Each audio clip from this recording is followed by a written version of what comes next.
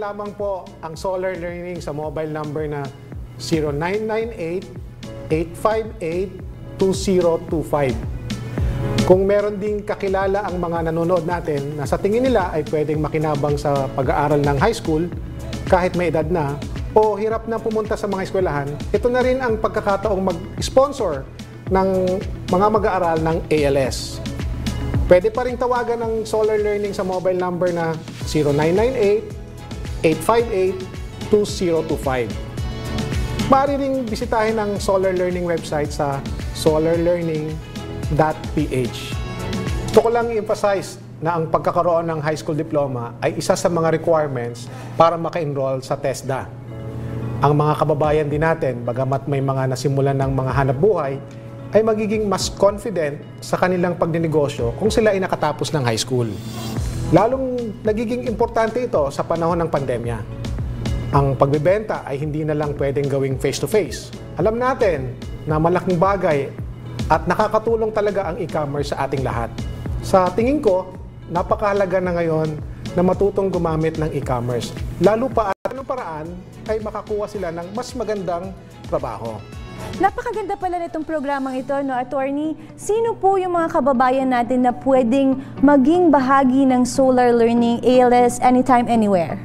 Totoo yan. Actually, maraming mga iba't ibang grupo o individual na gustong tumulong sa edukasyon. Ngunit hindi alam kung paano. Naniniwala ko na maraming gustong tumulong pero maaring nagdadalawang isip kasi nag-aalala na matrabaho ang gawain ito. Sa pamamagitan ng programang ito ng Solar Learning ALS Anytime, Anywhere, meron ng pagkakataon ngayon na magbigay ng tulong na mas madali at mas malawak na impact. Hindi ba ang sabi nga, give a man a fish and you feed him for a day. Teach a man how to fish and you feed him for a lifetime.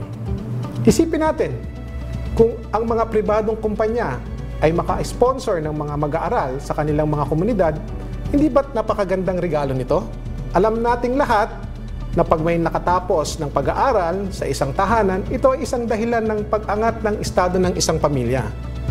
Edukasyon rin ang isang instrumento para maiitaas ang antas ng ating pamumuhay o di kaya ay maiahon ng ilan nating kababayan sa kahirapan. Ang mga iba't ibang organisasyon gaya ng Rotary, Kiwanis, Lions at JCs ay maaari ring tumulong sa pag-sponsor ng mga scholars.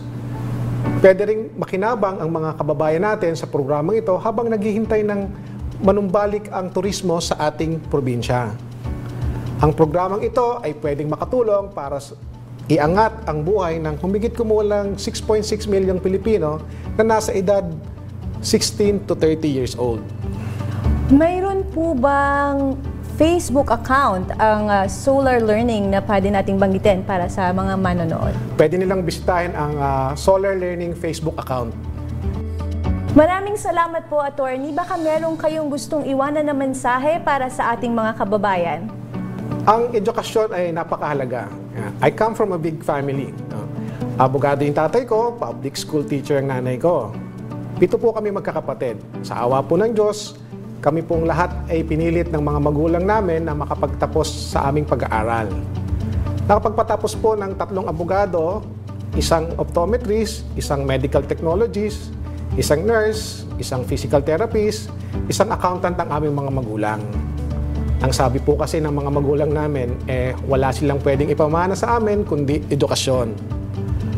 Ang atin pong pamahalaang lokal at nasyonal ay hindi tumitigil para makapagbigay ng libreng edukasyon sa ating mga kababayan.